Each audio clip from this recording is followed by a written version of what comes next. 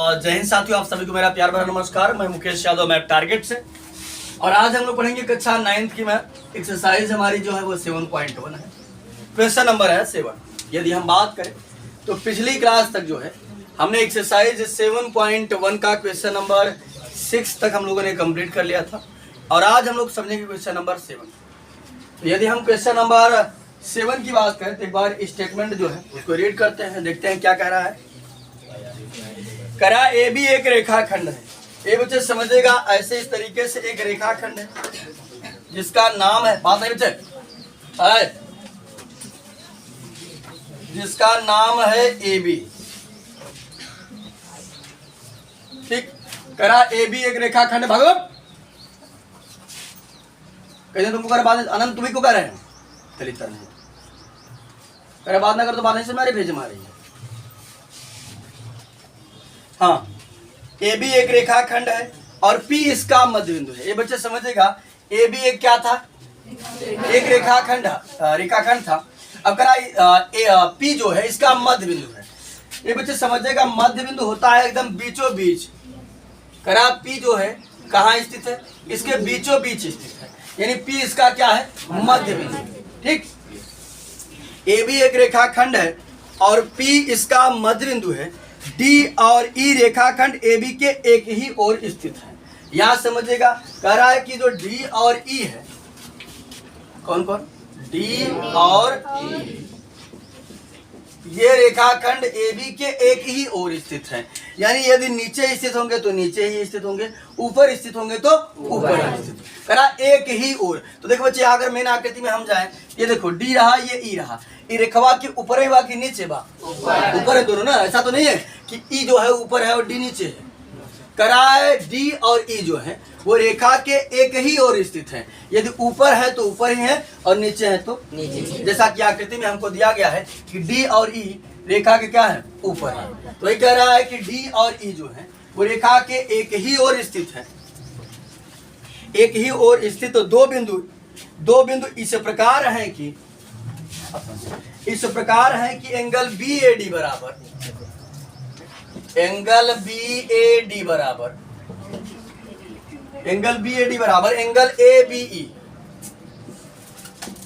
समझो बच्चे ध्यान से। अगर मैं बात करूं, एक पॉइंट यहाँ पर हमारा डी था, हमने इसको ज्वाइन करा दिया। एक पॉइंट यहाँ पर कहीं हमारा ई था, इसको हमने यहाँ से ज्वाइन करा दिया। तो ये समझो करा। अब अगर बात करा बी ए डी, डी, तो ये बच्चे समझो ध्यान से। अगर मैं बात करूं बताओ बी ए डी, यानी ये वाला कोण। ठीक, बी ए डी, देखो बी ए डी, ये वाला कोण करा किसके बराबर है, ए बी ई के। ए बी ई यानी कुल मिलाकर ये वाला कोण इस वाले कोण के क्या है, बराबर। एक तो हमको ये दे रहा है, आगे दे रहा है, कह रहा है angle E P A, angle E P A बराबर एंगल डी पी बी, है ना। वो देखो एंगल ई पी ए बराबर एंगल डी पी बी। अब यहां समझिएगा, हम पहचानने की कोशिश करेंगे कि ई पी ए है कहाँ। देखो तो ई से पी तक आने का रास्ता ही नहीं, तो जब मैं ई से पी को ज्वाइन कराऊंगा तब तो आने का रास्ता बनेगा। करा ई पी ए यानी ये वाला कोण। ठीक, ई पी ए किसके बराबर है, डी पी बी। तो डी से पी तक आने का रास्ता नहीं है, इसको हमने ज्वाइन करा। तो क्या डी पी बी, यानी कुल कहने का मतलब ये है कि ये वाला कोण इस वाले कोण के बराबर, ये वाला कोण इस वाले कोण के बराबर है। इतना हमको दे रहा है। देखिए आकृति 7.22 में, तो जैसा कि आकृति को हमने यहाँ व्हाइट बोर्ड पर बना रखा है। उसके बाद करा कि दर्शाइए, सिद्ध क्या करना है, सिद्ध करना है त्रिभुज डी ए पी। क्या समझिए, त्रिभुज डी ए पी सर्वांग सम दिखाना है, त्रिभुज ई पी बी। तो यहाँ समझिए, सबसे पहले हम डी ए पी देखेंगे। डी ए पी त्रिभुज कहाँ है,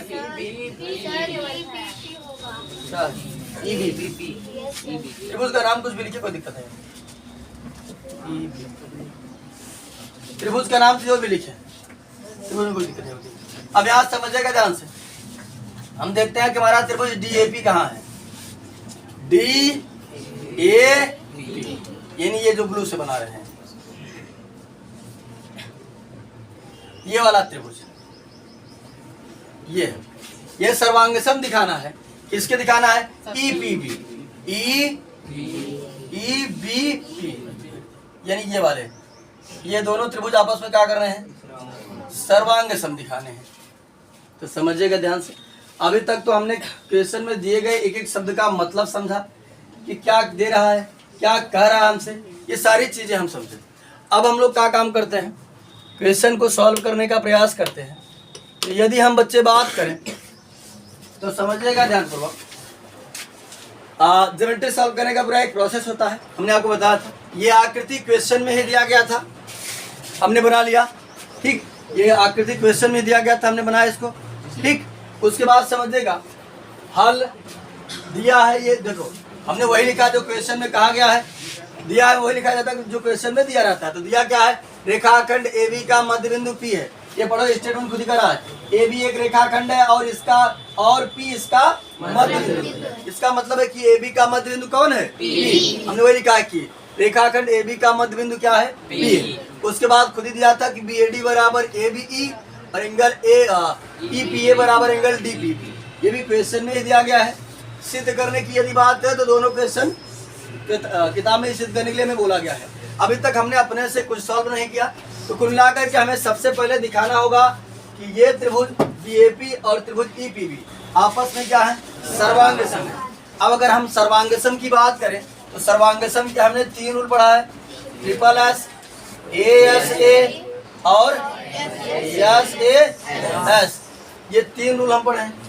इनमें से किसी भी रूल से सर्वांग सम दिखाने का प्रयास करेंगे, देखते हैं कौन सा रूल लग जाता है। तो समझिएगा बच्चे, जिन जिन त्रिभुजों को जो है कि सर्वांग सम दिखाने के लिए कह रहा है, हम उन्हें रफ कार में अलग से बना दे रहे हैं ताकि सारी चीजें स्पष्ट रूप से दिखती रहे।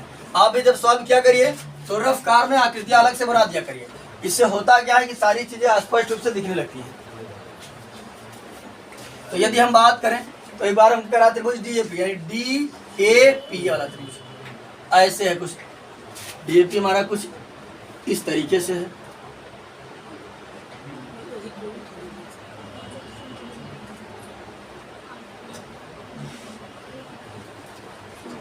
इस तरीके से है कुछ, यह नाम है ABD। DAP हमारा ये हो गया। अगर हम बात करें उसके बाद EPB की या EBP कुछ भी कह लीजिए, तो इस तरीके से कुछ बन रहा है हमारा।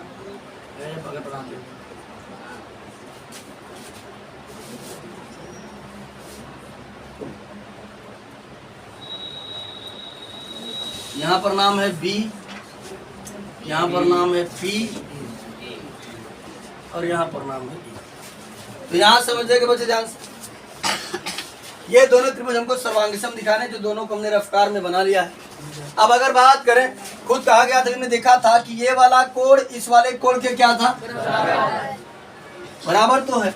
लेकिन यदि हम बात करें तो एग्जैक्ट नाम हमको नहीं दिया गया है कि एग्जैक्ट नाम दिया हुआ है। देखो हमको दिया गया है, अगर बात करें क्या दिया गया था? EPA BAD एंगल BAD बराबर एंगल ABE। देखो बच्चे समझ ध्यान से, अगर हम बात करें तो हमें दे रहा है BAD। ये वाला कोण किसके बराबर दे रहा है?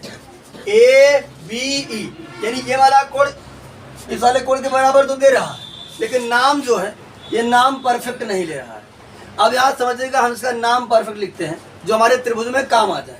अब यहाँ समझिएगा, ये तो हमको पता है कि ये वाला कोण बराबर है। देखो बच्चे समझ ध्यान से, हमसे कह रहा था BAD, देखो BAD।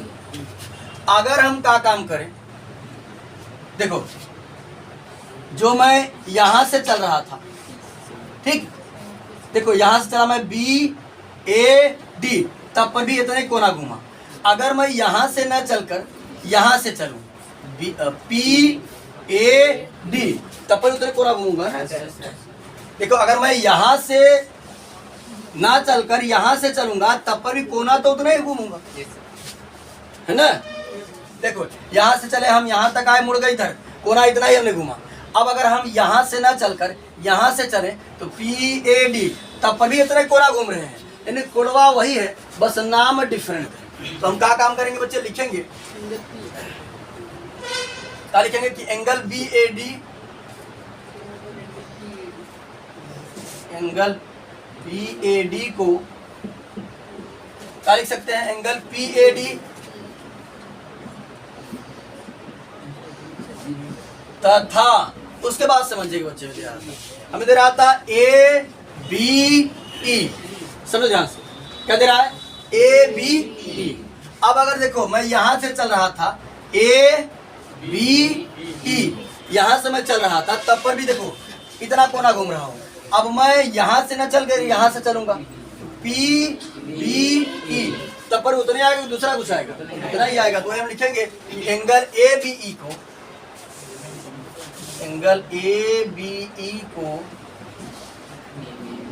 एंगल पी बी ई लिखा जा सकता है, लिखा जा सकता है। ये बच्चे देखो हमें दिया क्या था, दिया था B A D, B A D को क्या लिख दीजिए, एंगल पी ए डी बराबर ए बी को क्या लिख सकते हैं, P B, angle P B. चल अब यानी देखो, अब अगर हम बात करें क्या लिखे, हम दिखाएं पी ए, हाँ पी ए डी, यानी इसका ये वाला कोण, इसका क्या दिखाएं पी बी ई, इसका ये वाला कोण, आपस में क्या हो गया, बराबर। चलो आगे समझते हैं। अब अगर हम बात करें बच्चे, अरे रीजन कुछ नहीं, उसको याद किया है, उसको लिख सकते हैं। अब यहाँ समझो बच्चे ध्यान से, देखा समझो। अब अगर हम बात करें उसके बाद अगला हमको दे रहा है, देखो दे रहा है एंगल ई पी ए बराबर एंगल डी पी बी, ये दे रहा है। तो देखो ई पी ए, अगर मैं बात करूं ई पी ए और डी पी बी, ये हमारे त्रिभुज में नहीं आ रहे हैं, आ रहे हैं कहाँ, देखो कुछ कर देते हैं तो हमारे त्रिभुज में आ जाएंगे। देखो अब अगर हम क्या काम करें, देखो ये रहा, हमने कहा दिया, हमको दिया ई पी ए, ये रहा, ठीक। अब हम क्या काम करें बच्चे, इसी में हमने जो हम जोड़ दें, अगर ई पी डी, समान चीज दोनों तरफ जोड़ देते हैं, ई पी डी, इधर भी जोड़ देते हैं उधर भी जोड़ देते हैं। यहाँ लिखेंगे दोनों पक्षों में, दोनों पक्षों में एंगल ई पी बी जोड़ने पर, ईपीडी, हाँ ईपीडी जोड़ने पर, ये बच्चे बात नहीं, हम दोनों तरफ क्या जोड़ रहे हैं, एंगल ईपीडी जोड़ रहे हैं। देखो angle EPA plus angle EPD बराबर angle DPB plus angle EP, हमने दोनों तरफ समान चाहिए। देखो एंगल ईपीडी, एंगल ईपीडी, इधर भी जोड़ दिया और उधर भी जोड़ दिया। तो समझो बच्चे थोड़ा ध्यान से मेरा आकृति में आकर के, अगर हम बात करें हमारे पास ईपीए इतना पहले से था, देखो अगर हम बात करें ईपीए इतना पहले से था, मैं इसमें जोड़ रहा हूँ ईपीडी, यानी इतना जोड़ रहा हूँ। जब हमने इतना जोड़ दिया तो ये चीजिया यहाँ से लेते हुए यहाँ तक आ गई, ठीक। और इसका नाम क्या हो गया ए पी डी, है ना। इसको मैं क्या लिख सकता हूँ, एंगल ए पी डी बराबर, अगर मैं बात करूँ उसके बाद डी पी बी, देखो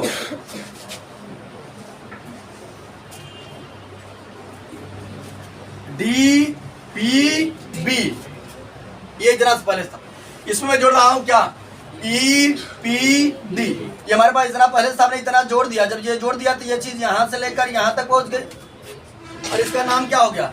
E P D.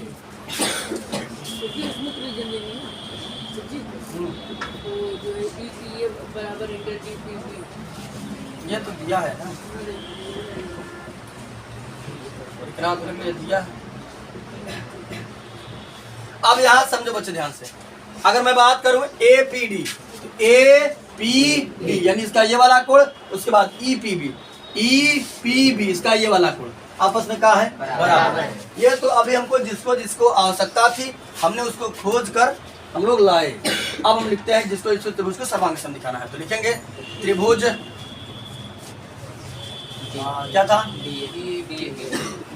D A P और त्रिभुज ई बी पी में। तो देखो बच्चा हमने एक सिद्ध किया क्या?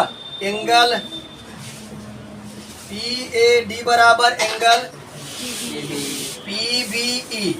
इसको रीजन देंगे कि हम लोग ऊपर सिद्ध कर चुके हैं। ठीक, हमने इसको सिद्ध किया ना, भी जाकर लिखेंगे ऊपर सिद्ध कर चुके हैं, रीजन देंगे। इसको हमने सिद्ध करके दिखा दिया कि ये चीज बराबर है, सिद्ध कर चुके हैं। नहीं, सिद्ध कर चुके हैं, ऊपर में सिद्ध किया तो क्या लिख रहे हैं ना। अरे तो जब सॉल्व करते हुए आओगे तो ऊपर ही सॉल्व करोगे, नीचे सॉल्व करोगे? पहले कॉपी में नीचे लिखो फिर ऊपर जाओगे, पहले ऊपर लिखो तभी तो नीचे आओगे। उसके बाद समझिएगा बच्चे, यानी इसका ये वाला कोण इसके इस वाले कोण के हमने बराबर दिखाया था, इसका ये वाला कोण इसके इस वाले कोण के बराबर दिखाया था। इसका नाम था एंगल ए पी डी। ये तो ये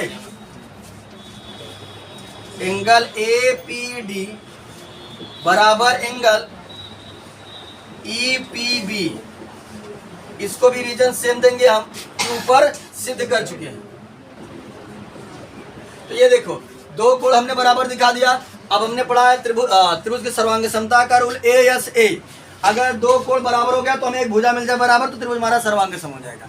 तो समझिएगा बच्चे ध्यान से, खुद ही कहा गया था कि जो P है वो AB का क्या है? मध्य बिंदु है। ये बच्चे समझिएगा, अगर हम कह दें कि इस छड़ी को मध्य से काटो, तो जब भी मध्य से काटोगे तो ये बराबर बराबर में कटेगा। कोई चीज जब भी मध्य से बांटी जाती है तो कहाँ बढ़ती है? बराबर बराबर में। तो कह रहा था कि AB का जो मध्य बिंदु है क्या है? P है। इसका मतलब है कि AP बराबर क्या होगा? PP होगा, है ना। AP बराबर क्या होगा? PP होगा। क्या लिख देंगे? AP बराबर BP या PB। और रीजन यहां देंगे हम बच्चे, रीजन देंगे कि PAB का मध्य बिंदु है, मध्य बिंदु।